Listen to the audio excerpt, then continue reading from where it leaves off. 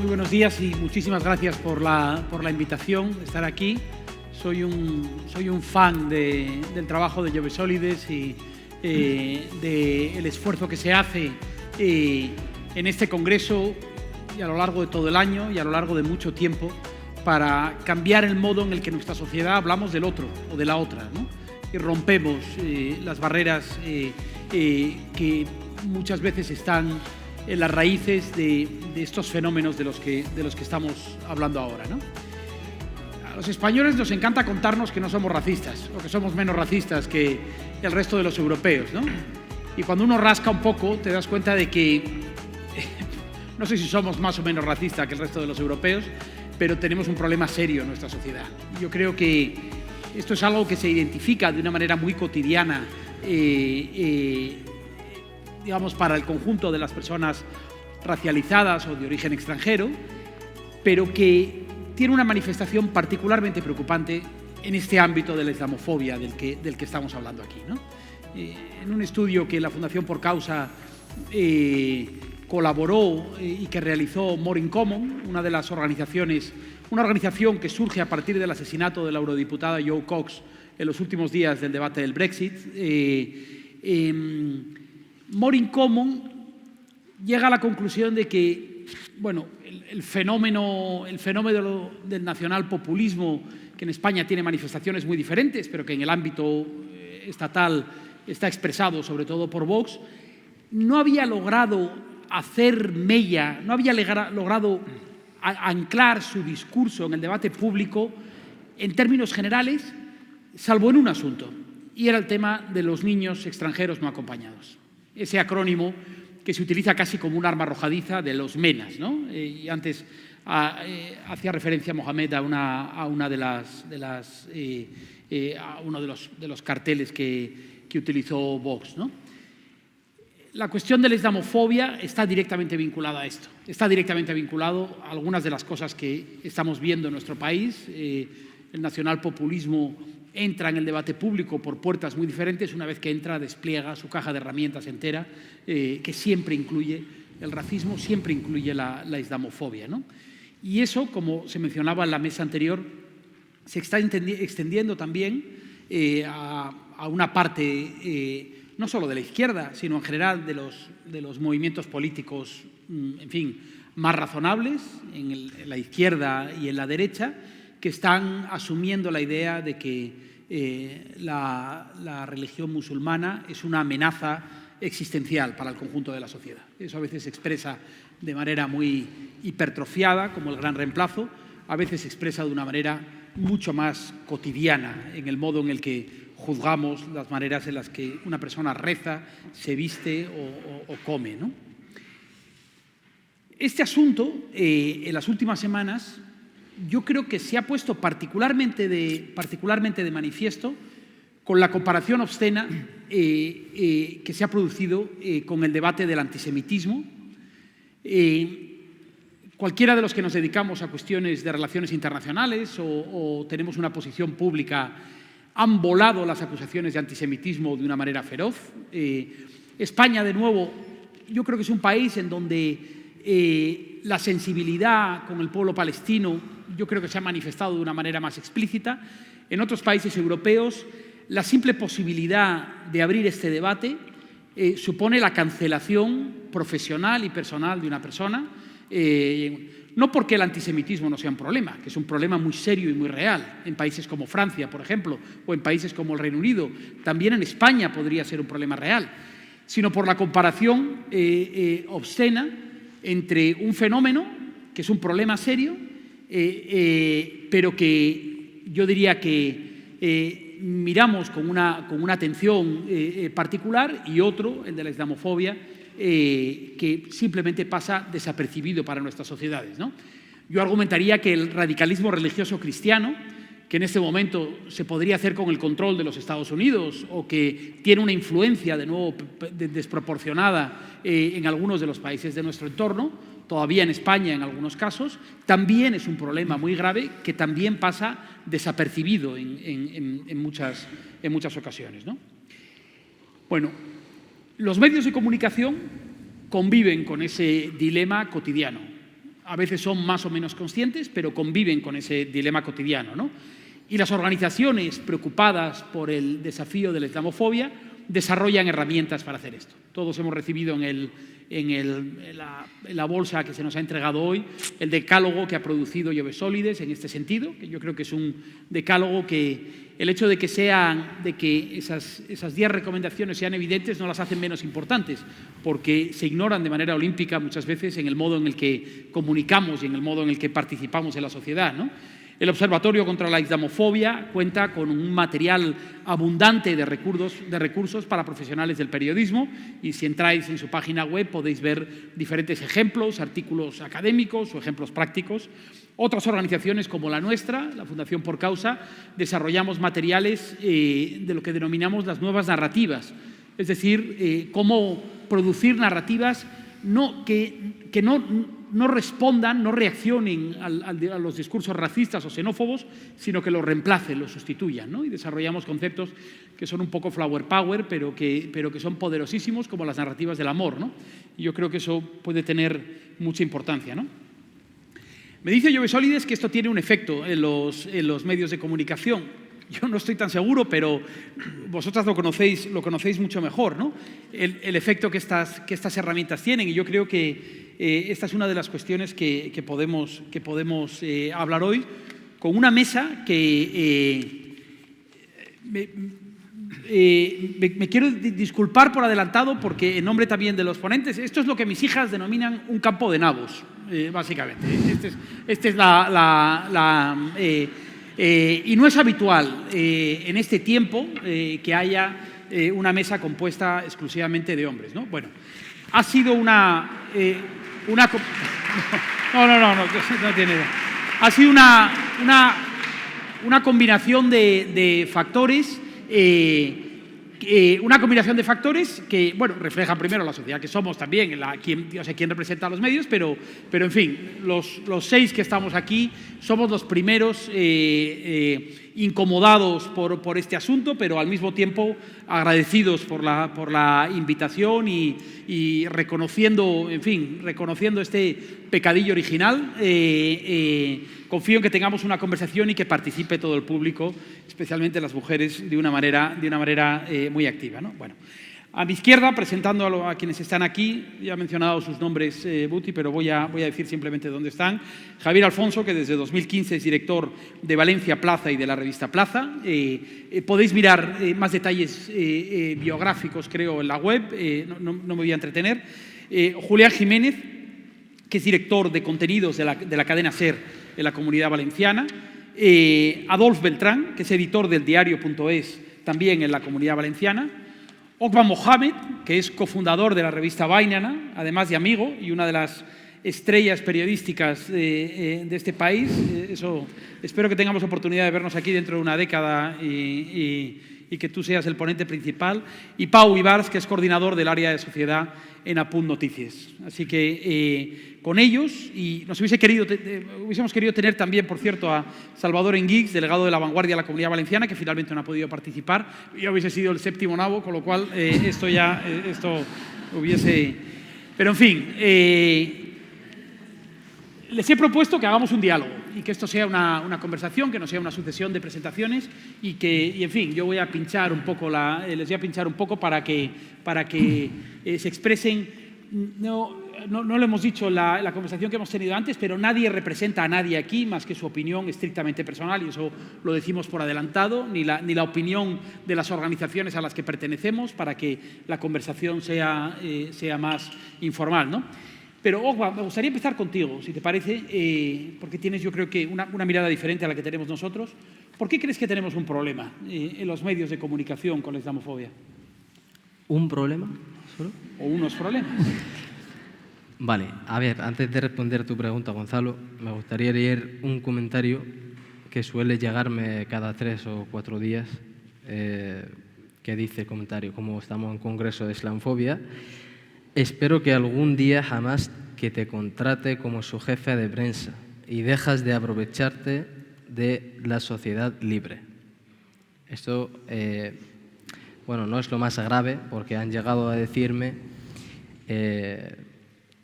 terrorista infiltrado en los medios de comunicación.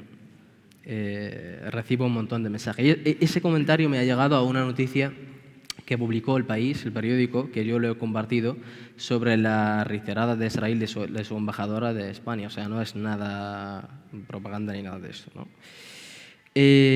A tu pregunta, porque creo que hay muchos prejuicios y no hay manos en el terreno también, ¿no? Cuando a la hora de informar sobre países, por ejemplo, de mayoría musulmana y esos países que tienen conflictos, por ejemplo, como Siria, como Palestina, Irak, Afganistán, etc., ¿no?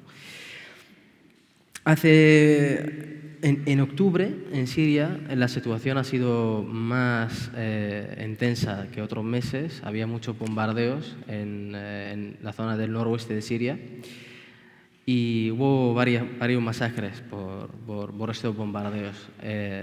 Han muerto más de 66 personas y todos son civiles que no pertenecen a ningún grupo militar, ¿no? Europa Press ha publicado una nota. Uno de los problemas de los medios es republicar narrativas oficiales de los gobiernos, ¿no? O de los estados que, por ejemplo, apoyan a gobiernos en diferentes países.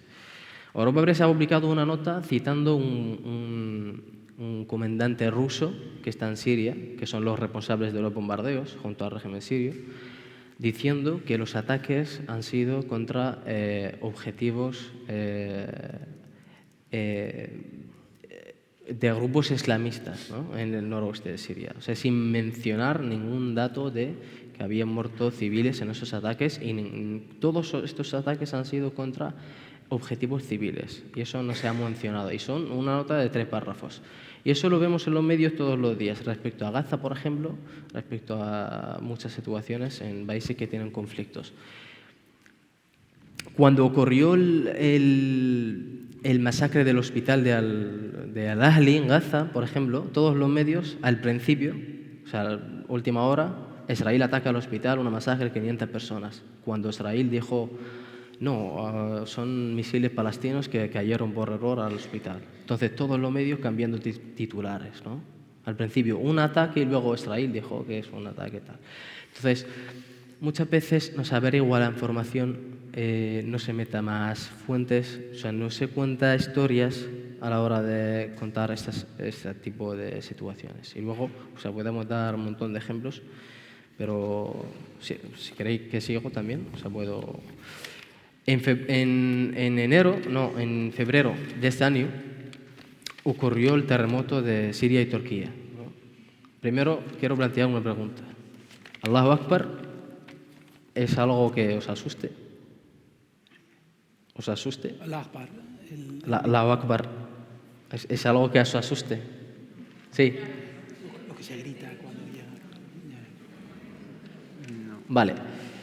Bueno, Allahu Akbar significa Dios es grande, o sea, literalmente, ¿no? Es una expresión exactamente como en español, cuando la gente se expresa algo, Dios mío o oh my God, exactamente igual, ¿no? Pero muy parecido, que es ve con Dios. ¿Cómo? Ve con Dios, que es una expresión que se utiliza en castellano. ¿El qué? Ve con Dios. Ah, sí.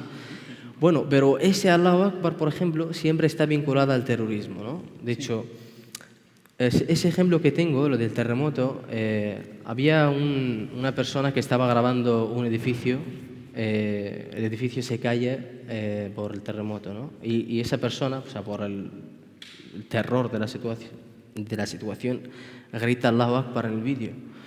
Y un jefe de sección en uno de los medios de comunicación más grandes en España comparte este vídeo y dice Allahu Akbar. O sea, no le importa a miles de personas que están muriendo y todo eso, dice que dicen Allahu Akbar, ¿no? ¿Me dejáis descansar? Cuenta si quieres un último, no sé si querías contar un último ejemplo, pero me gustaría hacerle la misma pregunta a los demás también. Okvan, no sé si querías... Sí, a ver, tengo aquí muchas cosas, la verdad. O sea, necesito mucho tiempo, pero... No, por ejemplo, lo que escuchamos... eso, todo los bulos que generan islamofobia.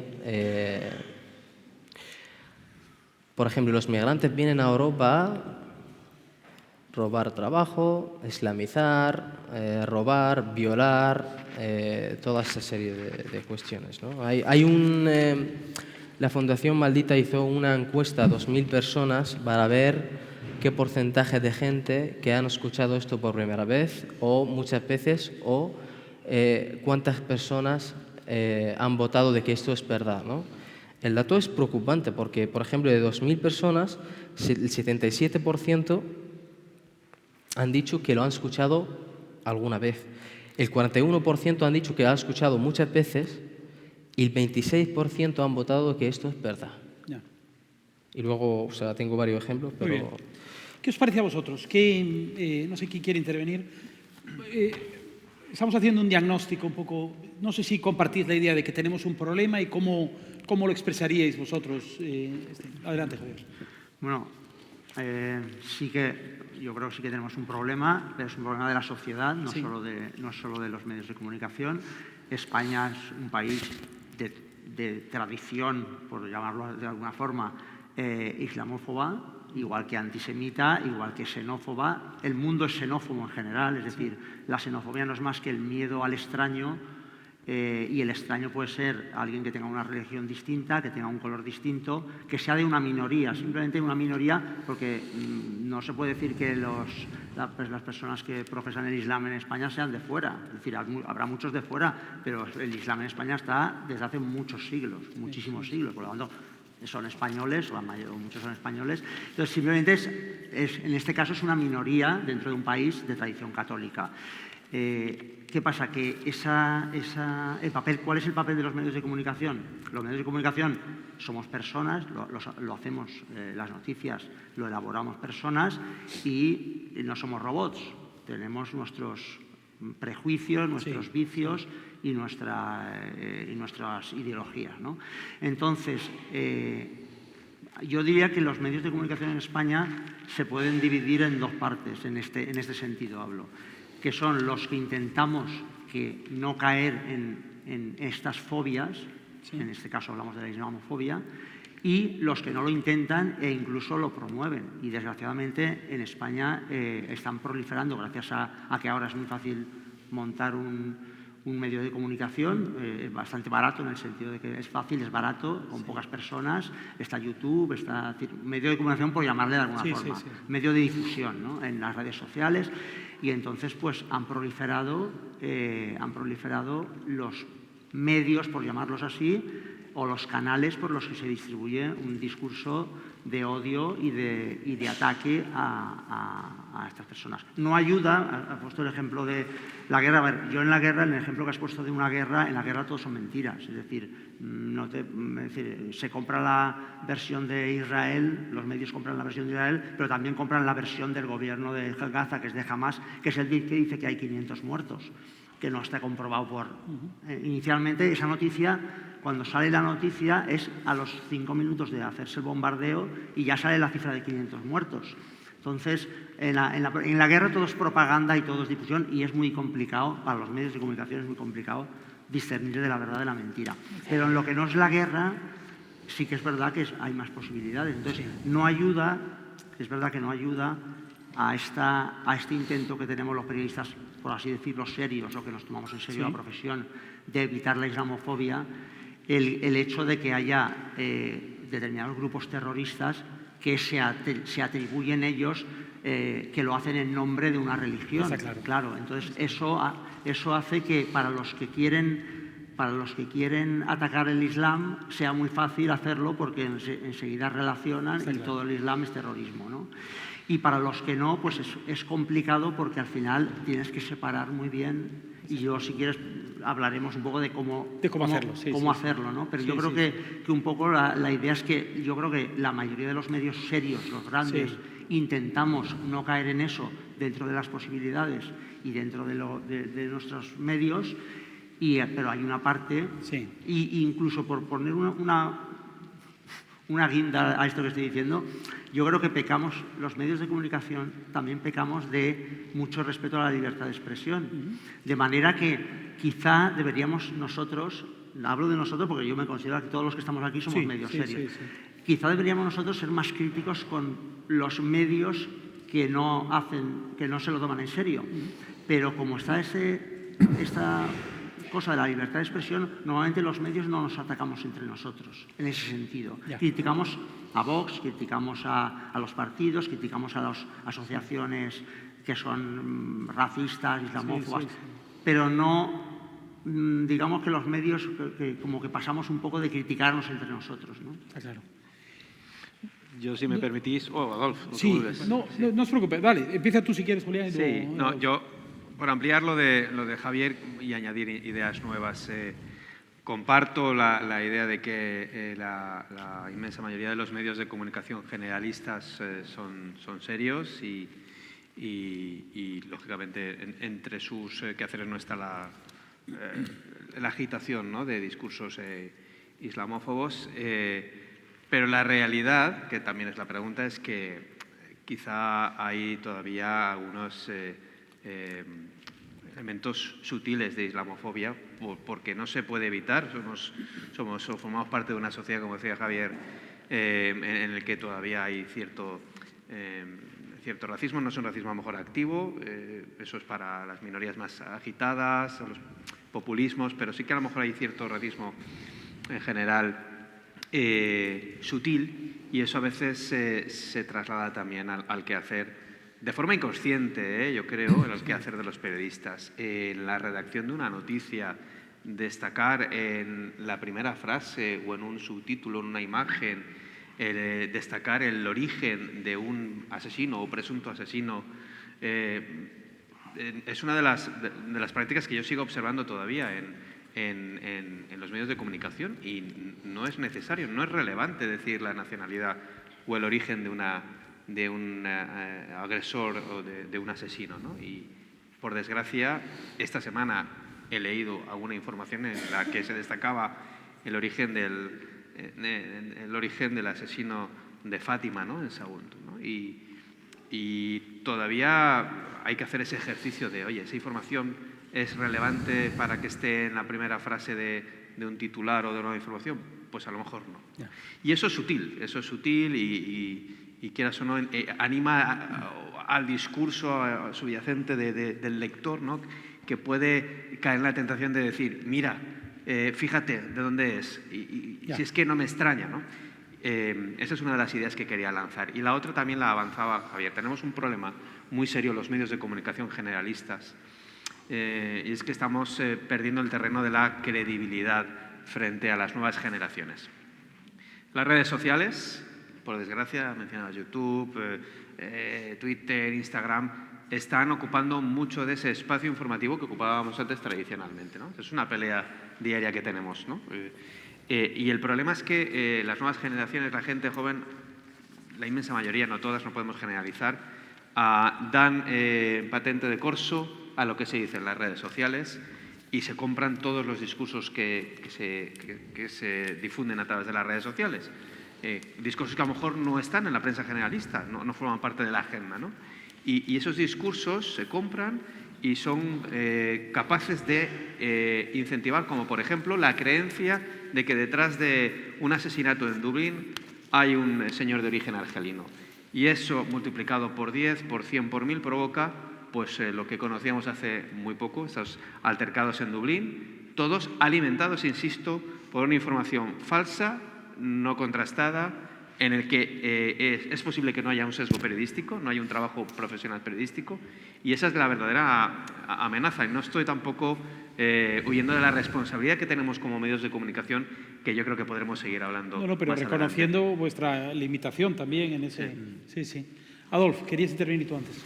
Sí, a ver, yo quería plantear varias cosas. Yo creo que ahí quería sobre todo un contexto, ¿no?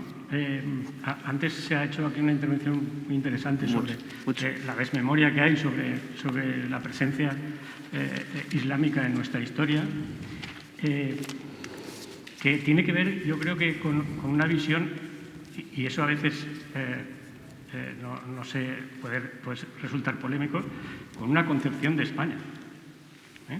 Esa concepción de España afecta también a otras cosas. Por ejemplo, yo me llamo Adolfo. Es una lengua distinta del castellano. Hay unas realidades plurales en España que la manera de entender España ha intentado eliminar, ¿no? Entonces estamos dentro de un contexto que es el de las ideologías y las construcciones, digamos, históricas que pretenden eliminar la diversidad que está en la realidad y en la historia y en nuestra situación, ¿no? A mí me gustaría recordar 3 fechas porque creo que también forman parte de esa desmemoria, ¿no? Una es el año que Colón llega a América, los reyes católicos expulsan a los judíos de España. El año 1609,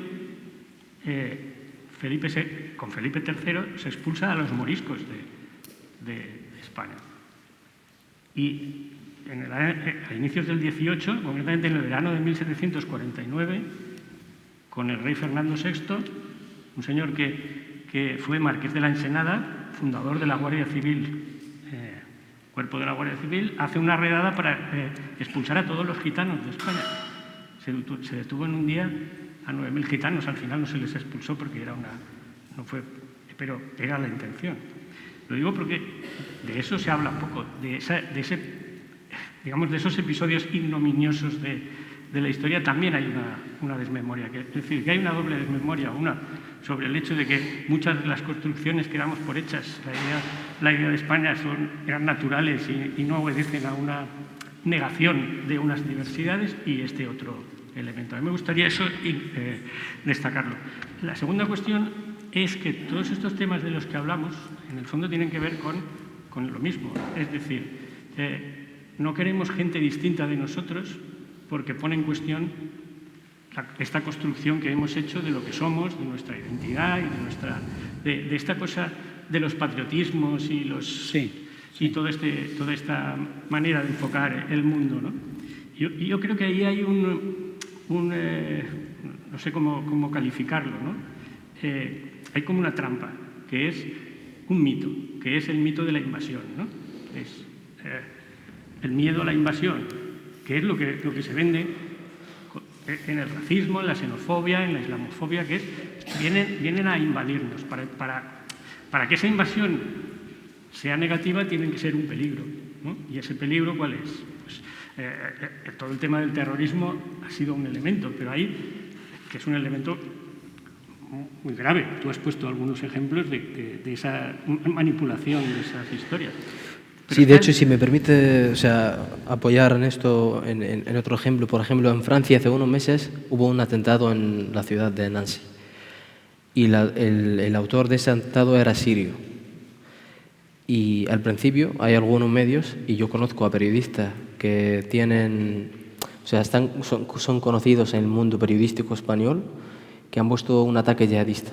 Unas horas después empezó a salir la noticia de que el autor es cristiano y hizo el atentado gritando Jesucristo y todo eso, ¿no? Entonces hay una imaginación de que cualquier atentado ocurre en algún país europeo o en otro sitio que está vinculado directamente a un musulmán o al yihadismo, ¿no? Sí. De hecho, la ignorancia ha llevado a que gente conocida diciendo un ataque yihadista, reconociendo de que el autor es cristiano. Sí, claro. Y un poco no quiero extenderme mucho más, pero sí que quería abundar en eso. El terrorismo juega un papel en la islamofobia, evidentemente, desde hace un tiempo. Pero después está este otro peligro, que es tienen una cultura, ¿cómo diríamos?, más antigua, menos civilizada que nosotros, tratan peor a las mujeres, son peligrosos desde el punto de vista de atacar a la gente. Esta cosa más cotidiana, más de la convivencia cada día, que es muy grave. A mí esta semana, por ejemplo, y pondré un ejemplo muy concreto, hay una señora que es consejera del gobierno de esta comunidad, que ha enviado una carta al ministro del Interior diciéndole que está muy preocupada por las agresiones de los marroquíes, por las violaciones grupales protagonizadas por marroquíes, haciendo una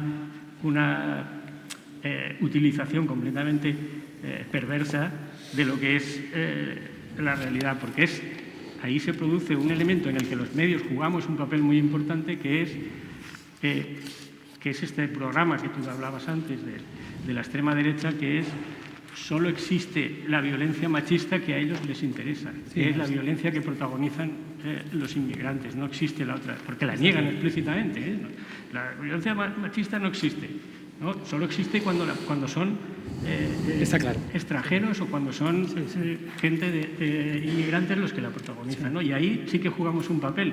Y creo que no es un papel solo de notarios en el sentido que se suele decir. Es decir, no es solo de notario, decimos, esta señora ha dicho esto y el otro ha contestado eso. Yo creo que ahí hay un elemento que enlaza con esa idea de que si este es un país, estamos en una sociedad racista, no basta con no ser racistas, sino que hay que ser antirracistas.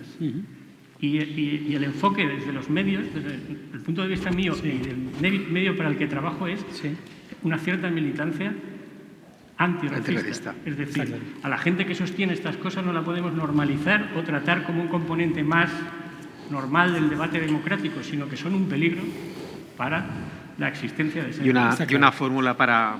muy sencillo, una fórmula para... Es que quiero dejar que Pau... Dale. Una fórmula para militar en ese antirracismo, no es que te abanderes en una columna de opinión a atacar por ejemplo, a reaccionar a esas declaraciones que hace la consejera del Gobierno valenciano esta semana, sino simplemente con los datos, el espejo de los datos. Ante esas afirmaciones, el espejo de los datos. El espejo de los datos, pues la estadística no la recuerdo, pero creo que es el 90% de las agresiones sexuales o violaciones sexuales grupales que se cometen en este país las hacen personas de origen nacional y que no, en fin, españoles de pura cepa, por decirlo de alguna manera. Es que solo hace falta poner a esas afirmaciones el espejo de los datos. Con eso se puede combatir perfectamente esas actitudes. Pau, y para cerrar esta primera ronda. Sí, yo enlazando un poco con lo que decía Adolfo y también con lo que dice Julián, cuando empecé a preparar esta charla, lo que hice fue empezar a releer el libro de estilo de la Corporación Valenciana de Medios de Comunicación, que es una herramienta muy útil para todos los periodistas, porque en este sentido no pretende la neutralidad, sino que es muy valiente y hace un poco lo que decía Adolfo. Nos dice ya... Sí, Regulín. Póntelo más. A ver ahí. ¿Aquí? ¿Mejor? Ahora sí que es un poquitín más alto y ya está. Muy bien. Bueno, en el capítulo que dedica justamente al tratamiento de la migración, de la xenofobia, empieza con una declaración de principios que tenemos que los periodistas asimilar rápidamente, y después nos invita a hacer una serie de reflexiones y también nos da una serie de claves para plantear los temas cuando hablamos de migración, cuando hablamos de xenofobia, y también el lenguaje que debemos utilizar. La declaración de principios dice claramente: vivimos en una sociedad multicultural en que los medios de comunicación tenemos el deber de contribuir a la convivencia, y la corporación promueve la igualdad y la no discriminación y es contraria a la xenofobia y el racismo. A partir de ahí nos da todas esas claves de algunas cosas de las que hemos hablado, como es que el lenguaje en ningún caso es inocente, y en nuestro caso en la televisión las imágenes que seleccionamos tampoco son nunca inocentes, sino que tienen que partir de una reflexión. Yo cuando lo preparaba pensaba para mí mismo, yo creo que esto por la mayoría de periodistas está superado, el hecho de que cuando estamos titulando sobre un presunto violador no tiene ningún sentido que digamos un violador senegalés, porque no aporta absolutamente nada a la noticia.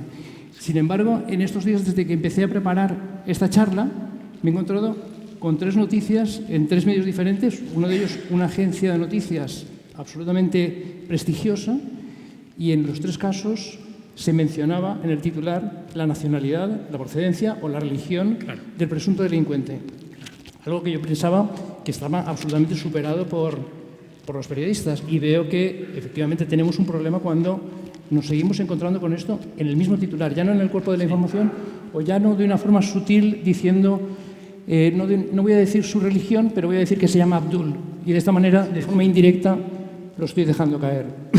Este tipo de etiquetas estigmatizan, y es una de las claves que nos dice el libro de estilo, que no debemos utilizarla jamás. Aquí va un poco más allá y no solamente nos dice qué no hacer para no estigmatizar, sino qué debemos hacer en nuestras noticias para intentar integrar, para intentar que la imagen, la visión que tengamos de una persona musulmana sea absolutamente normal. Y entonces eso, la mejor manera de hacerlo es de una forma transversal, en noticias que no tienen nada que ver, aparecen como testimonios, como un estudiante más, como un valenciano más, como una persona más a la que nosotros de repente vemos y no estamos viendo a la persona musulmana como protagonista de una noticia de sucesos, sino que la estamos viendo en una noticia en la que hablamos sobre el problema que tienen los estudiantes con los autobuses o en la selectividad. Está claro. Gracias, Pau. Os tengo que pedir que ahora las preguntas que os haga, si hagáis contestaciones más breves, pero ¿cuánto de todo esto creéis que cambiaría mejorando la diversidad de los profesionales y las profesionales en los medios de comunicación? Yo os pongo un ejemplo loco. ¿Qué ocurriría si el telediario fuese presentado por una mujer con velo, por ejemplo, ¿no? ¿O qué ocurriría si la información sobre migración estuviese por lo menos en parte elaborada por profesionales que tienen una historia migrante y que ven eso? Porque, y aquí no os pido que hagamos el diagnóstico os lo doy yo, los medios de comunicación en nuestro país son de una homogeneidad pavorosa en ese sentido, en comparación sobre todo con otros países, racial, religiosa, en origen, ¿no? Y creo que esto es algo en lo que irá cambiando a medida que... Pero desde luego no refleja una sociedad que es mucho más diversa que todo eso. No sé quién quiere... Bueno, en televisión, Javier. en televisión, que es donde lo que más llega a la gente, quitando las redes sociales, que ahora Sí. a la gente joven pues le llega más TikTok, ¿no? Pero en televisión la uniformidad ha sido una regla en las televisiones nacionales, hasta con los acentos. Es decir, hay presentadores canarios que cuando les ves presentar el telediario no parece que sean canarios, hablan con un lenguaje estándar. De Valladolid. Bueno, y en Canal Nou también pasa. No sabes de qué... bueno, sí que adivinas un poco de dónde son, ¿no? Pero también es verdad que se intenta uniformar en todos los sentidos, ¿no? Entonces, no sé yo, igual podría ser... no sé si para el telediario, pero a lo mejor para otros programas que se viera en televisión más pero, por ejemplo, para realidad, tu medio, redactores y redactoras sí, que... a mí, que bueno, tengan... yo no he tenido oportunidad, creo, no me ha llegado ningún digamos, de religión islámica. Sí que me ha llegado, por ejemplo, hemos tenido durante muchos años, bueno, y la seguimos teniendo en la revista este mes escribe una periodista que es de origen serbio. ¿Sí? Y que vino bosnio, he dicho serbio-bosnio, estaba pensando en la guerra, es de origen bosnio, podría ser de origen serbio, es decir, que aquí tenemos, pero bueno, ella vino cuando la guerra de Bosnia-Herzegovina, mataron a su padre, ella vino aquí de pequeña, estudió periodismo, está integrada, pero ha escrito, y en nuestro periódico ha escrito cosas de los Balcanes, ¿no? Y hay informaciones de los Balcanes porque se lo conoce muy bien y sabe muy bien la historia, ¿no? Ya. O sea, ¿Tú crees que ha ayudado eso? Eso ayuda, porque yo no tengo ni idea para hablar de eso, pues siempre es mejor alguien que conozca, porque además ya lo hace muy riguroso, no es que diga que los serbios son el demonio ni nada, sino que hace análisis rigurosos de cómo está.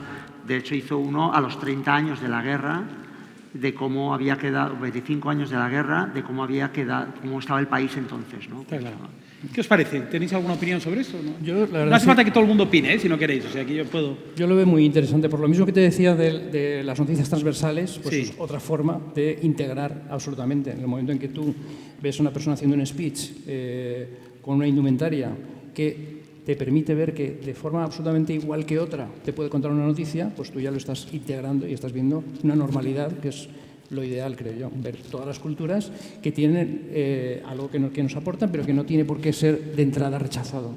Y sobre todo, estar en una redacción lo que te permite es lo mismo que nos permite hoy estar aquí esta mañana y haber escuchado a los ponentes de esta mañana, que es que aprendes. Claro. Entonces, teniendo un compañero que es musulmán, que es de otra procedencia, escuchándole, hablando con él, discutiendo, aprendes siempre y tu reflexión de esa discusión se va a ver luego en tus noticias. Yo es que creo que hay un tema previo a eso, que yo estoy de acuerdo con lo que dicen los compañeros, y es que hay muy mal periodismo y muy falso periodismo. Y entonces, cuando hablamos de periodismo y de medios, habría que matizar. Nosotros trabajamos en un sector en el que hay gente con una actuación que no se puede calificar ya no de profesional, sino de mínimamente digna, y eso hay que reconocerlo. Es decir, hay medios que están ahí solo para promover precisamente el odio, la división y generar estas actitudes en la sociedad. Por tanto, yo nunca quiero perder de vista eso. Lo digo porque es muy importante esto que comentamos, pero también es muy importante que estén claras las reglas del juego. Es decir, con qué reglas trabajamos los medios. Con qué gente es muy importante, pero con qué reglas también. Es decir, este medio, y en ese sentido a mí me gusta mucho la idea de tener libros de estilo o que sean visibles para la sociedad, para saber qué le pueden exigir al medio cuando se equivoca, cuando lo incumple, cuando no está haciendo lo que dice que haría. Y eso es fundamental. Nosotros en el diario.es tenemos una cosa que llamamos el estatuto del diario, que incluye parte de toda esta cuestión. Es decir, es un poco la relación del medio con los lectores y con la gente que va a darle credibilidad o no a lo que estás contando. Eso es muy importante. Está claro. También, pero no olvidemos esa otra parte. Y después no perdamos nunca de vista que en lo que se llaman medios en España hay algunos que son realmente repugnantes y no me voy a bajar de esa calificación. Sí, pero yo el otro día leía una historia de lo impecable que era la carrera militar de un oficial que mató a una mujer el otro día. Y es el reportaje, después de haber matado a la mujer, es lo impecable que era la carrera militar de este señor. Sí. Y te preguntas ¿en qué cabeza cabe? Tipo de esquemas y de reglas del juego entran estas cosas. Sí, pero de lo que me gustaría escucharos de lo que vamos a colocarnos en un escalón de los medios en los que trabajáis. Vamos a suponer lo mejor del profesional que quiere hacer bien su trabajo, pero que se enfrenta a estas limitaciones que en parte tienen que ver con los prejuicios que mencionabais y en parte con dificultades propias de este sector, que por cierto no son exclusivas de vosotros. Yo creo que uno de los problemas graves que tenemos en nuestro país con la migración, que son los sindicatos, responden a que no hay representantes sindicales reconocibles de origen migrante, por ejemplo, y eso hace que, por ejemplo, no hayan apoyado la regularización de migrantes en nuestro país, cosa que es inconcebible, ¿no? Es decir, que no es un problema exclusivamente del sector de los medios, ¿no? Me gustaría, perdón, por terminar, Okva, ¿qué hace diferente que la información la elabores tú o la elabore una persona que no tiene, en tu caso, un origen refugiado, ¿no? Cuando hablas, ¿por qué tu mirada no está contaminada precisamente por tu propia historia? Porque yo estoy más cerca a ciertas situaciones que normalmente los periodistas que son de aquí son más lejos. Entonces, respondiendo también a tu primera pregunta, creo que los medios no están suficientemente abiertos para trabajar con periodistas migrantes o periodistas refugiados o periodistas que están también allí en el terreno y ofrecen información o reportajes. Y no, eso pasó conmigo, ¿no? Yo estoy aquí. Tú sabes que yo estoy intentando meterme en los medios, en medios nacionales y eso. También publico un diario sobre Siria de vez en cuando. Pero el problema, cuando el jefe, ni siquiera lee la propuesta, ¿no? Tú mandas una propuesta sobre una situación muy compleja que yo mismo a veces no lo entiendo y es de mi país. Un conflicto de asesinato súper complejo en el que hay varias partes, no está cubierto, los medios no hablan de ello y tú mandas esa propuesta y te responde automáticamente: yo tengo un corresponsal en la zona que cubre esto. Ya. No solamente la zona es medio mundo, ¿sabes? Claro. Entonces, yo creo que es muy importante porque también a veces cuando entrevistamos a personas para contar sus historias y todo eso, por el acercamiento cultural, religioso, porque tenemos el mismo idioma y todo eso, eso es por un lado una responsabilidad porque te confían mucho en ti, pero luego también es bueno porque tú vives la historia y la sientes y la comprendes y luego la cuentas. No solamente la utilizas para complementar tu reportaje. Y la gente, creo que la sociedad necesita leer esas historias, ese tipo de información, no solamente datos, números. Nosotros, por ejemplo, en Bainana hacemos un poco al revés. Los medios normalmente buscan historias a través de los datos. Nosotros vamos primero a la historia y luego complementamos la historia con datos. Y eso marca una diferencia. Porque cuando una persona lee una historia de otra persona como él, o sea, lo impacta, pero cuando ve un número, pues no... Está claro. Yo añadiría... Julián, perdona, ¿quieres añadir algo sobre esto? Porque... No, yo, por supuesto que una mirada como la de él completa muchísimo más cualquier información que se haga, pero yo me resisto a creer que una persona que a lo mejor no tenga origen islámico no sea capaz de contar una historia y acercarse a realidades con el máximo rigor y con acceso a datos y fuentes. De hecho, nuestra vocación es la de contador de historias. Sí, y cuando uno se embarca en una aventura de contar una historia, intenta ser lo más ambicioso posible y hablar con el máximo número de personas, ¿no? Y creo que también los relatos que pueda formular una persona que no tenga la fortuna a lo mejor de conocer o tener más proximidad al mundo árabe, pues puede ser también una mirada muy, muy interesante. Sí. Por lo de antes que quedaba un poco en el aire la pregunta, nosotros en la radio tenemos compañeros de origen árabe que están ejerciendo la profesión, aparecen en la antena y son profesionales como la copa de un pino, pero es que hacen información de todo. Claro, que es lo ideal, es decir, están por méritos propios, por méritos profesionales, no por su apellido, sino por méritos profesionales. Y eso hay que destacarlo y hay que decirlo. Y ya por último, para acabar, realidades como el drama de la migración y demás. Tengo un compañero en la cadena SER que yo creo que identificaréis, que se llama Nicolás Castellano, que es una de las personas que más sabe del drama de la migración. Él es de origen canario y él no oculta el acento, por cierto, en la antena, ¿no? No lo oculta. Yo también quiero reivindicar un poco el papel de esa gente, de las personas que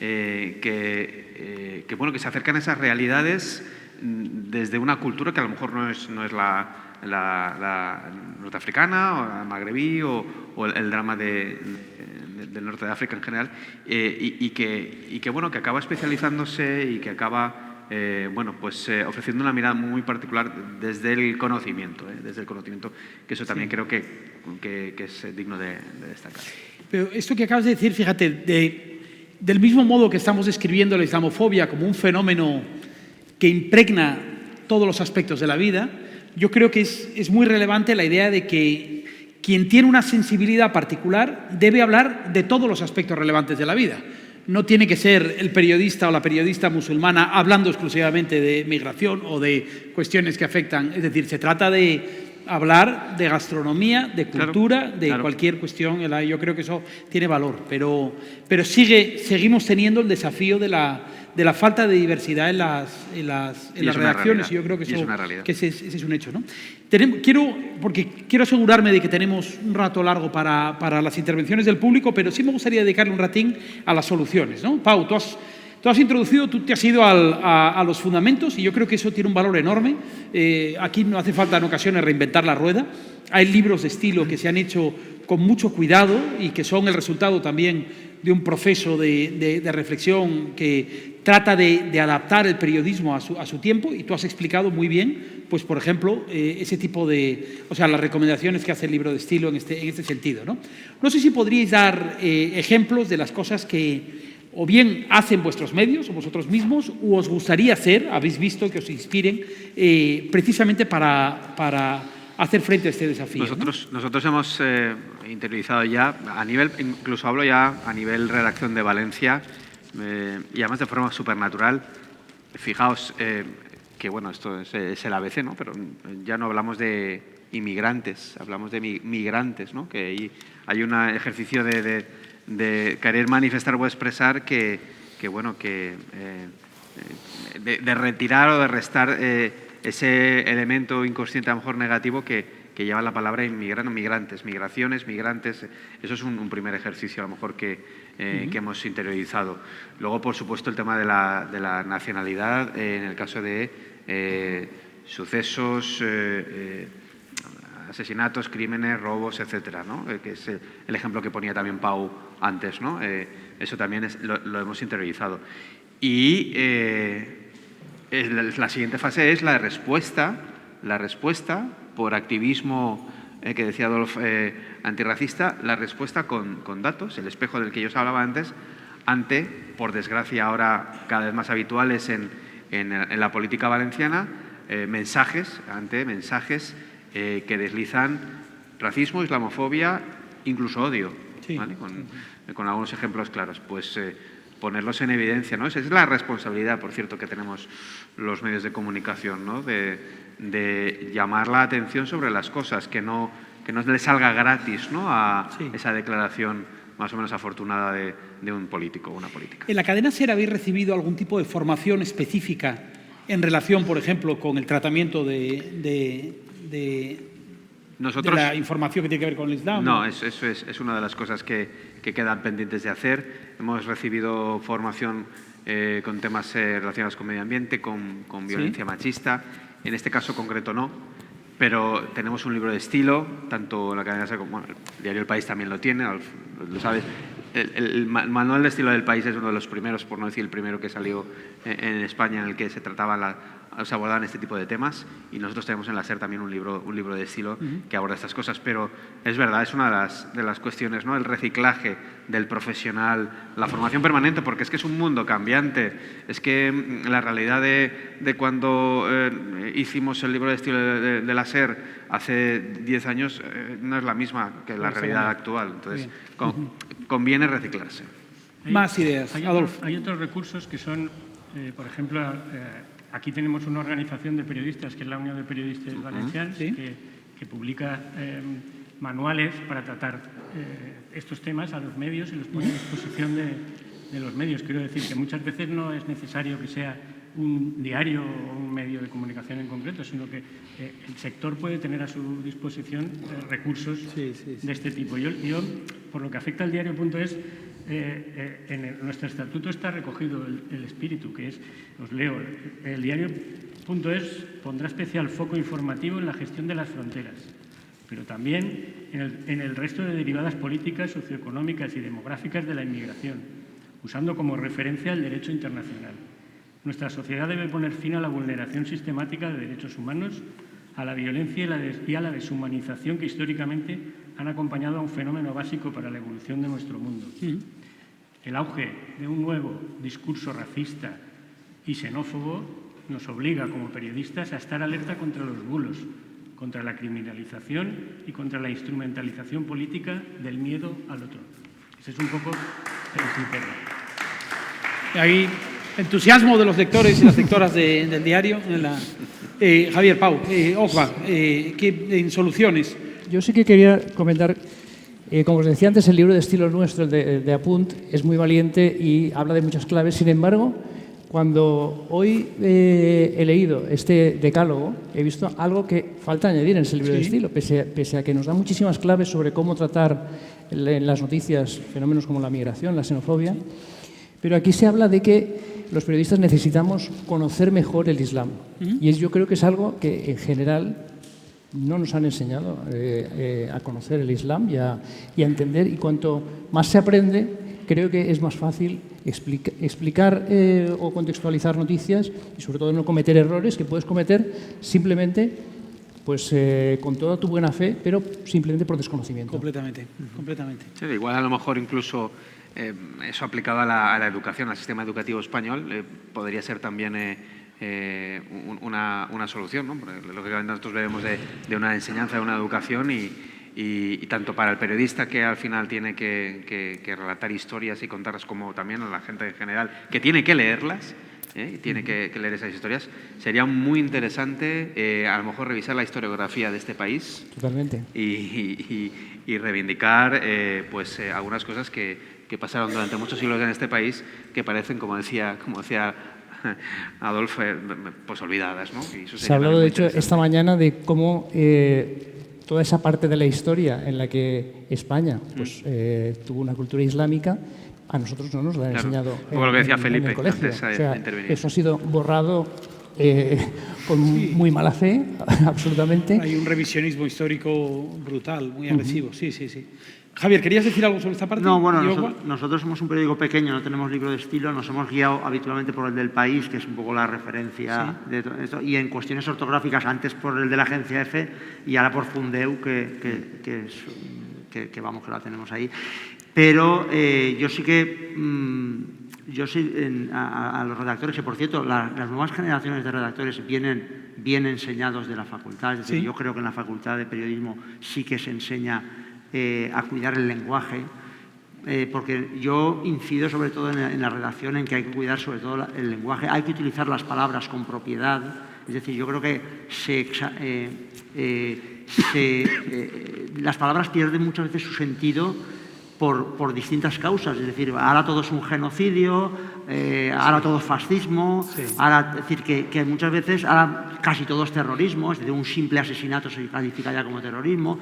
Por ejemplo, en el tema de los migrantes e inmigrantes, yo comprendo lo que dice Julián, pero yo no estoy de acuerdo, es decir, yo creo que inmigrante a mí no me parece una palabra peyorativa, pero es verdad que si al final acaba siendo peyorativa, habrá que dejar de utilizarla, pero para mí hay una diferencia entre el inmigrante, el que migra, el inmigrante, que es el que llega, y el migrante, que es el que se está desplazando y no ha llegado a un sitio, que muchas veces se califica de inmigrantes a los migrantes, porque los que llegan en Paterna no vienen a España, vienen a Europa y no se sabe dónde van a acabar. Pero la persona que lleva aquí 10 años y ha venido de otro país, para mí es un inmigrante sin ningún sentido peyorativo, porque es una persona, es decir, una palabra del diccionario, pero es verdad que hay palabras del diccionario que con el tiempo van convirtiéndose en peyorativa, y lo hemos visto con el discapacitado, que minusválido ya no vale, es decir, en el siglo XIX, la palabra idiota era una palabra técnica médica, es decir, la persona que tenía un coeficiente determinado era idiota, se empezó a utilizar como insulto y ya no valía idiota, entonces era discapacitado ya no valía, minusválido, se va cambiando el lenguaje, pero entonces yo incido mucho en utilizar un lenguaje que intentemos que no molestar y sobre todo que sea exacto, que no se confunda, claro, que no se confunda una persona por ser de un país con su religión, porque a lo mejor un marroquí no tiene por qué ser, puede ser católico, un marroquí, es decir, que al final ese detalle yo creo que es el que tenemos que cuidar mucho, ¿no? Utilizar bien las palabras. El problema es que las palabras a veces se retuercen intencionadamente y con muchísima carga ideológica. O sea, el acrónimo MENA que decía Gonzalo antes, o sea, es un acrónimo, pero la derecha y la ultraderecha lo ha manoseado tanto que le ha dado un carácter tan negativo que yo creo que eso es condenable, ¿no? Y además te limita mucho la capacidad de expresarte a la hora de escribir o de relatar en la radio. Fíjate que nosotros trabajamos mucho con la Asociación de Exmenas, que reivindican su nombre y quieren... es que el acrónimo es neutro, pero el problema es que detrás se ha trabajado... Está claro. Opa, soluciones. Contexto, porque la descontextualización es desinformación, la desinformación genera islamofobia. Cuidar la narrativa. Es decir, cuando hablamos de una persona refugiada, o sea, nosotros nos pasó esto con muchos medios de comunicación que nos entrevistan y todo el rato el refugiado ha hecho no sé qué, el refugiado. O sea, el refugiado también puede ser muchas cosas, puede ser un padre, una persona, un profesor, alguien que ejerce una profesión, claro, o sea, muchas cosas, ¿no?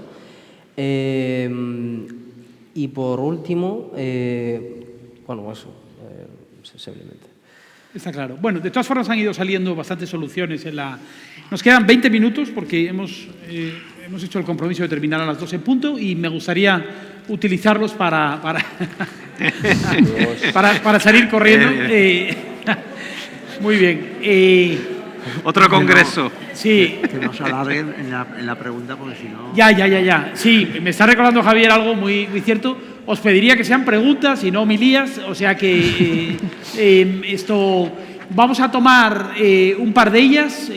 Voy a empezar por aquí, por este lado, 3, de hecho, voy a tomar 1, 2 y 3 y ahora hacemos rondas, ¿de acuerdo? Ahora mismo. Adelante. Hola, ¿qué tal? Yo quería preguntaros si creéis necesario hacer un poco de autocrítica y también admitir que muchas veces utilizáis palabras, en general, lo utilizáis en general los medios de comunicación, que llevan más a la confusión, como por ejemplo la palabra yihadista. Por mucho que queráis hablar en concreto de un acto cometido por un grupo y en vuestra cabeza es obvio que no lo asociáis al Islam, al final yihadista tiene una connotación islámica, significa esfuerzo. Entonces, si un musulmán utiliza en su día a día la palabra yihad con total normalidad y de repente la ve con una connotación negativa en un medio de comunicación, se puede sentir ofendido y de hecho la gente puede empezar a pensar que de verdad ser yihadista es algo malo. Sin embargo, yo me lo considero, me levanto todos los días a las 7 de la mañana y eso es un gran esfuerzo. Entonces, claro. De acuerdo. No sé si hay... Está muy clara la pregunta, muchas gracias.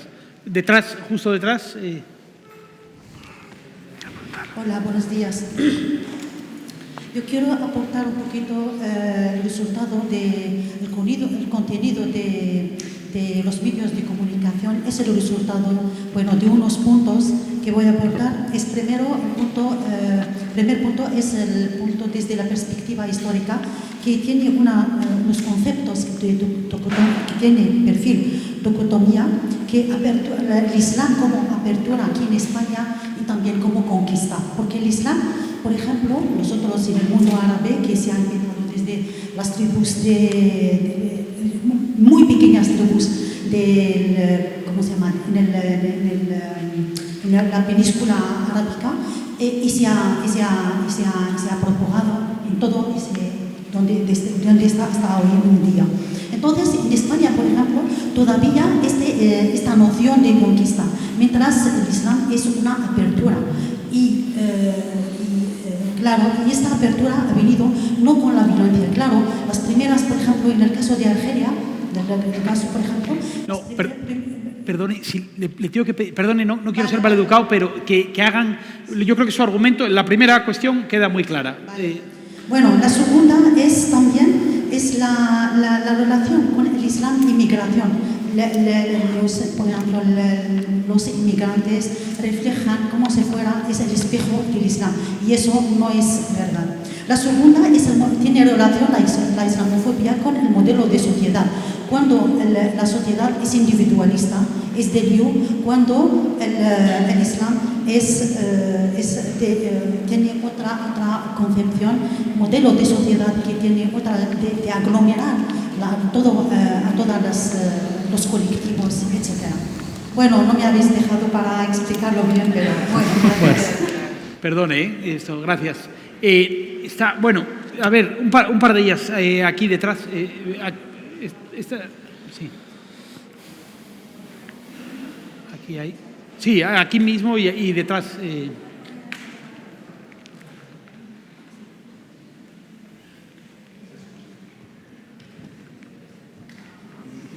Primeramente, buenos días a todos y a todas, y gracias por compartir este tipo de congreso en el cual se tocan temas de los cuales nos pasan en nuestra sociedad actual y no tienen un enfoque del cual se merecen.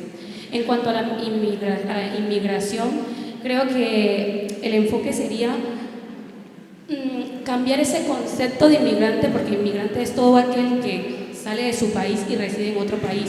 Pero ese enfoque inmigrante solo se da cuando las personas salen de un país para buscar un mejor porvenir. Pero no se puede olvidar que el inmigrante es aquella persona, da igual que venga a trabajar, a estudiar. Por ejemplo, no se considera un inmigrante a una persona que venga de un país de Europa, del continente europeo, por ejemplo, los países nórdicos como Finlandia, no se le considera inmigrante, pero sí se le considera inmigrante a aquella persona que viene del continente africano o del continente asiático o del continente americano.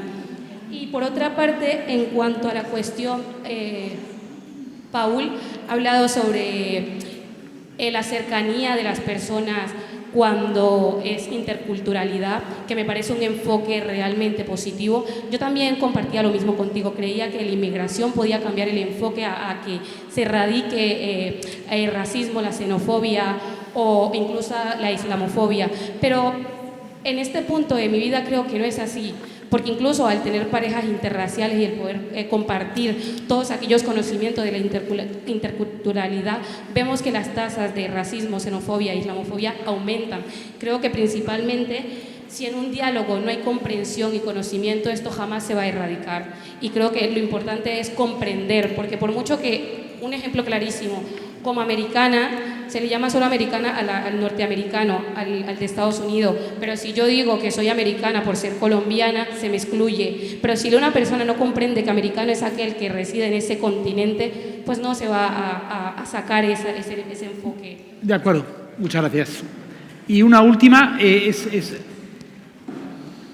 Bueno. Voy a ser breve, porque ya sé que vamos mal de tiempo. Antes me comentaba la compañera por detrás, no hemos traído ABC y Galagasol para la próxima. Sí que estáis haciendo un gran esfuerzo, pero yo creo que hay mucho, falta más por hacer y por eso la necesidad de esta mesa. Nejat Hashmi, mayor momento de audiencia en la SER por las mañanas. Nosotros, Nejat Hashmi, está bien dar espacio, pero no nos representa a todas y la gente se queda con esta imagen. ¿Por qué no, Fátima, que está a mi lado, que también tiene una mirada? Yo discrepo también muchas veces. Pues es una cosa en mi foro interno, por la mañana conduciendo el coche tengo que escucharla. Y yo discrepo en foro interno también. Convivir con ello y que eso que le tenemos mucha admiración a Ángel Barceló, pero ya la mirada no es tan amplia. Después, en apunte, he tenido el privilegio de estar muchas veces en vuestras instalaciones y yo sí que he visto mejoras porque desde el primer día que me han presentado como Butaina al-Hadri migranta y ahora sí que en las últimas entrevistas sí que me representan como Butaina al-Hadri gerente, etcétera, etcétera. No obstante, siempre me llamáis para hablar de inmigración, de islamofobia. Me encantaría hablar de la amnistía, me encantaría hablar de la investidura de Sánchez, me encantaría hablar de las fallas, me encantaría hablar de todos estos temas. Por lo tanto, eso quería comentar. Vale, ahora sí, por favor, Hola, ¿sí? ¿Se me oye? Sí. Siento muchísimas...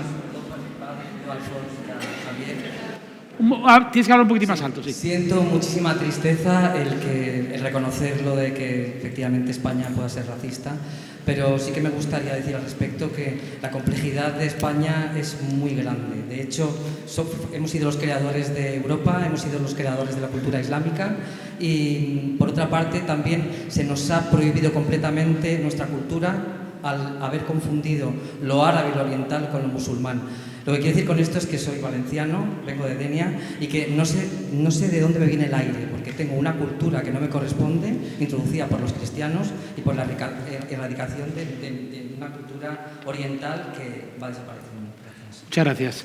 Bueno, a ver, perdona. Mira, este señor que está ahí detrás, el de las gafas de sol, porque ya con esta es que no nos va a dar tiempo más que una última intervención vuestra, o sea que casi nos echamos aquí al monte. Buenos días a todos y a todas. Muchas gracias por darnos esta oportunidad y agradecemos a Julius Solides por la ocasión.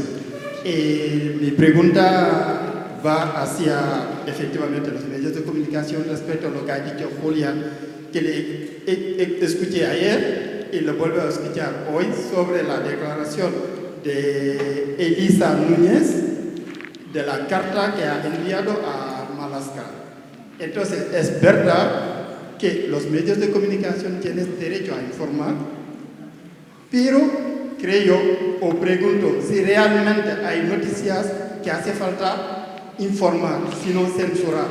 Porque creo que al hecho de transmitir esa información vamos a contribuir también a la islamofobia. Porque si ella hace referencia a violaciones, hace referencia a jóvenes marroquíes en la Malborosa, y eso como consejera de justicia enviando una carta a Madagascar, creo que es bastante, desde mi punto de vista, muy grave. Y si volvemos a hablar, ayer Cadena Ser habló, hoy lo vuelvo a explicar, creo que fomentamos... Estamos alimentando ese, está claro. Muy bien. Bueno, me disculpo porque no sé que hay mucha más gente que quiere intervenir, pero es que tenemos que terminar a las 2.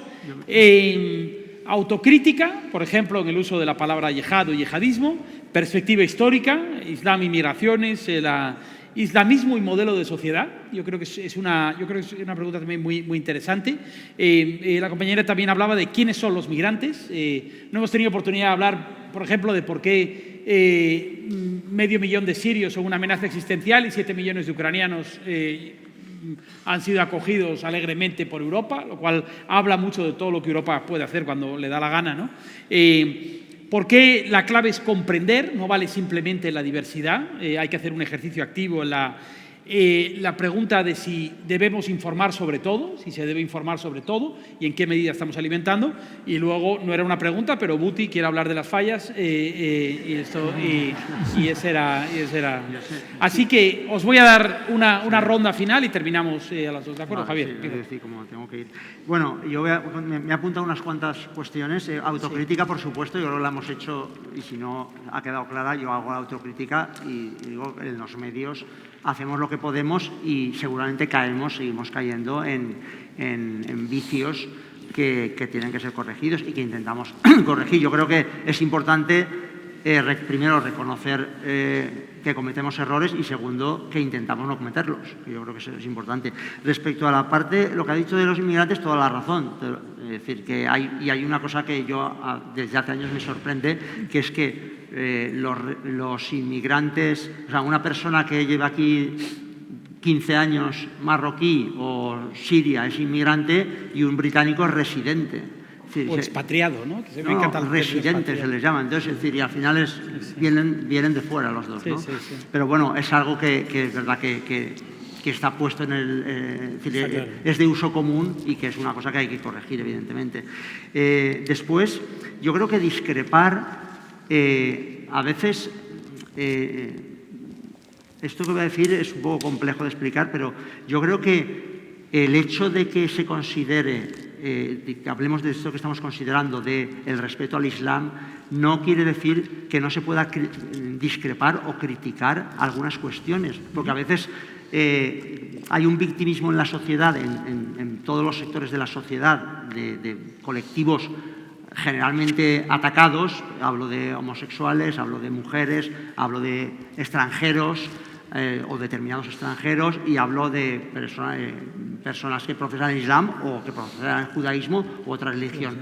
Y al final parece que cualquier crítica con ese victimismo es, oye, me están atacando, no, estoy simplemente dando un parecer que no es digamos que, bueno, es una discrepancia, como decía Julián, ¿no? Con muchos mañanas no coincido o discrepo, pues es una discrepancia y no se tiene que es un contraste de caracteres. Y la verdadera igualdad llega el día en que ese contraste de caracteres no se considere un ataque, sino un contraste de caracteres. Y por último ya... la que ha preguntado último interviniente es una noticia y la noticia hay que darlas. Es decir, no podemos censurar los periódicos algo que una consellera, nada menos que una consellera del gobierno valenciano,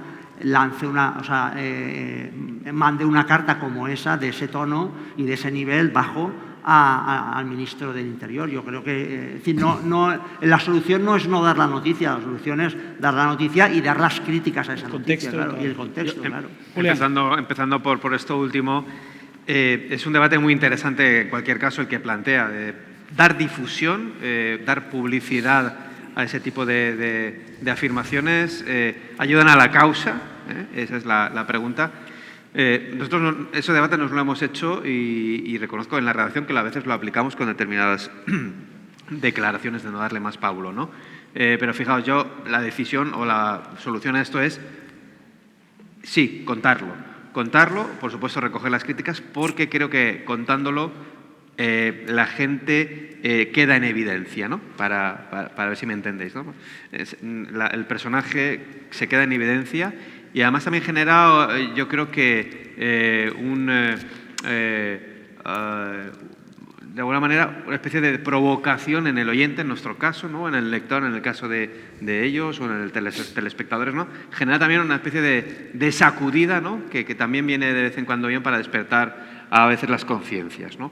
Pero insisto que me parece muy interesante el debate que planteaba el compañero. La interculturalidad de la que hablabais. Es que al final de todo esto, el valor de las informaciones que pueda hacer una persona con más contexto o menos contexto, importantísimo el contexto, pero fijaos, el problema de muchísimos de los males que tiene nuestra sociedad actual, la española, la europea, es la falta de empatía, en mi opinión. Están rotos todos los puentes de diálogo, por desgracia, ¿no? Falta diálogo en nuestras sociedades, ¿no? Y falta también que la gente que tengas al otro lado, que pueda, aunque discrepe ideológicamente de algunos asuntos, que muestre capacidad de, por lo menos, hacer un esfuerzo de entender al que tiene enfrente, ¿no? Y mientras que eso no lo trabajemos desde las bases, ¿no? Con los más pequeños, caminaremos hacia una sociedad en la que, por desgracia, aparecerá todo tipo de fobias, ¿no? Al Islam, al LGTBI, etcétera, etcétera. Autocrítica la máxima, es decir, todos los días nos levantamos, todos los días cometemos errores, todos los días hay que mejorar y no hay que cesar, no hay que ceder en el empeño. Para eso es muy bueno también tener organismos como, por ejemplo, el defensor del lector, el defensor del oyente, que, por ejemplo, tiene la cadena SER, y, por cierto, congresos como este, ¿vale? Y estás invitada al programa Ser Falleros de la cadena SER, por cierto. Adolfo, dale, tú no te A ver, yo Perdona, sí es que puedo me ser... tengo que ir. Sí, Vale. Gracias. Sí puedo ser Gracias muy, a Joves. muy sintético.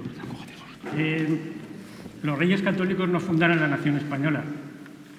Eso no es verdad, pero forma parte de la narrativa que es los reyes católicos fundaron España y echaron a los moros al mar.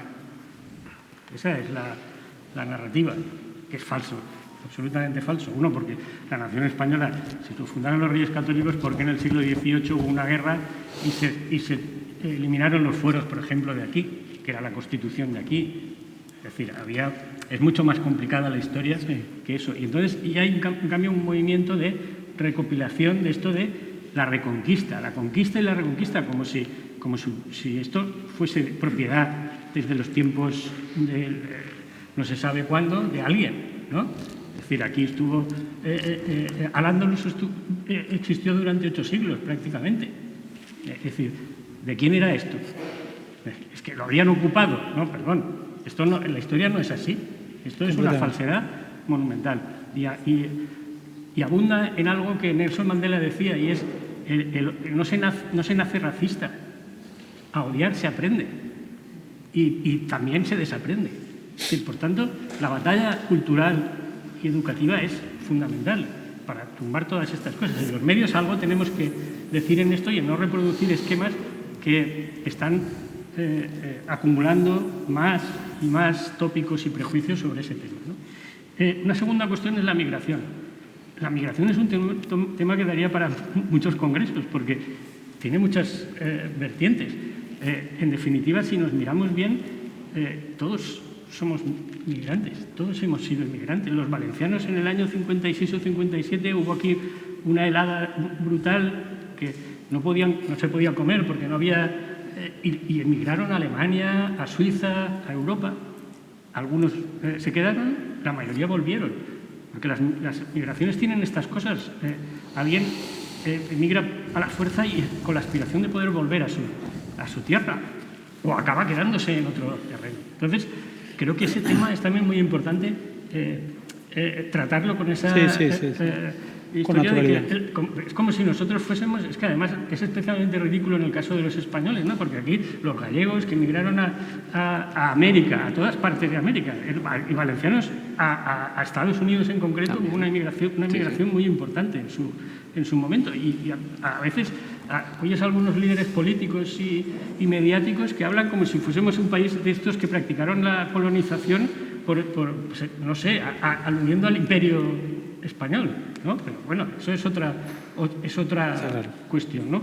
Por tanto, estas cosas, digamos, abundan en algo que yo ya hace tiempo que en ese sentido lo tengo claro, no solo con este tema, sino con otros, y es que hay temas que se tratan desde el periodismo que tienes que tratar con precaución, primer punto, pero que no sirve de nada la precaución si no hay también acción, si no hay alguna actuación en positivo respecto a esta... Perfecto.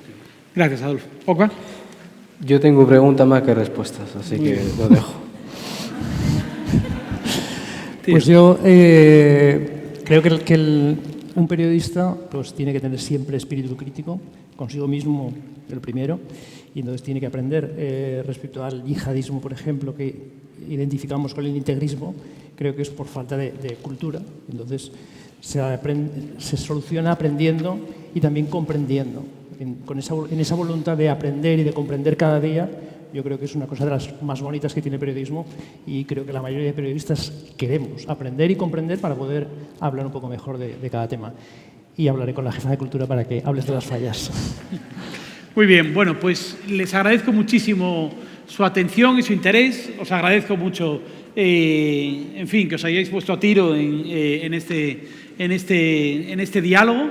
Y no sé, ¿tú vas a decir algo, Guti? Ah, vale. Esto, en fin, creo que ahora vamos a comer, me parece, ¿no? Esa es la... Sí. Ah, vale, pues dale. Sí.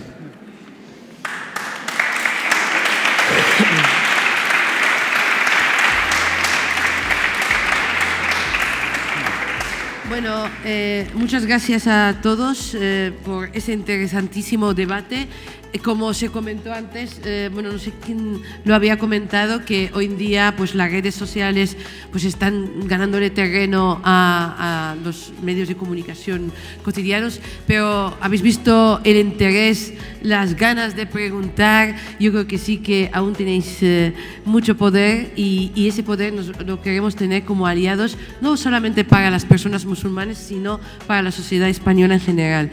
Así que muchísimas gracias nuevamente. De verdad, os pido un fuerte aplauso.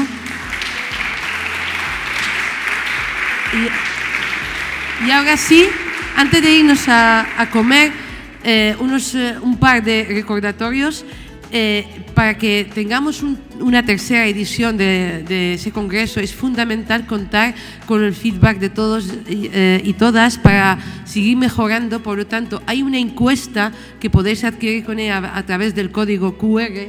Ahí está, muy bien, gracias Nitza. Así que os rogamos que lo vayáis rellenando antes de ir.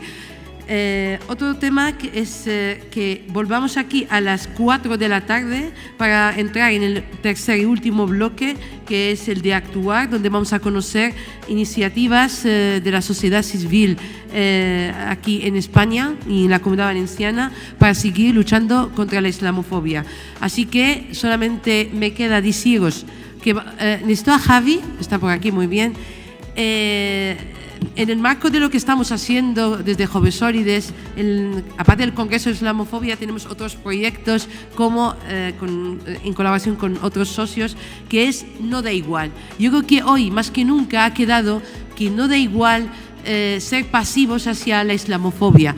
No da igual que una persona cambie de sitio en un autobús cuando se siente al lado de una persona musulmana. No da igual que una persona con pañuelo cuando llega al trabajo le obligan a quitárselo. Y para que decirle a todo el mundo que ya no da igual, os pido por favor una foto donde levantáis esas banderitas tan bonitas que preparó mi compañera Paula con mucho cariño. Y Javi, por favor, que nos hagas una foto.